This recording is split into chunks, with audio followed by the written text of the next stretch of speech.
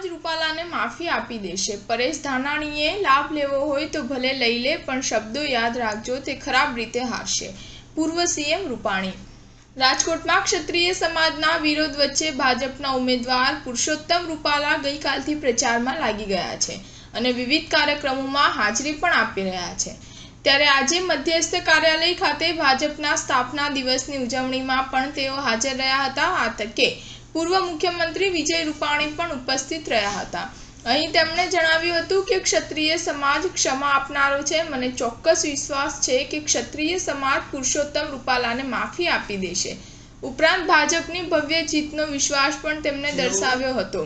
આજે દેશભરમાં ભાજપ સ્થાપના દિવસની ઉજવણી કરવામાં આવી રહી છે, જે અંતર્ગત રાજકોટના મધ્યસ્થ કાર્યાલય ખાતે ભાજપનો ઝંડો ફરકાવી તેમજ વરિષ્ઠ આગેવાનોનું સન્માન કરી ઉજવણી કરવામાં આવી હતી।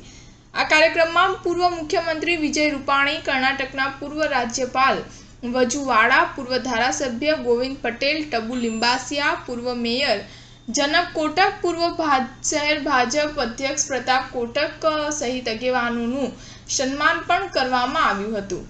સ્ટાર ન્યૂઝ 7 હંમેશા સચ્ચાઈની સાથે।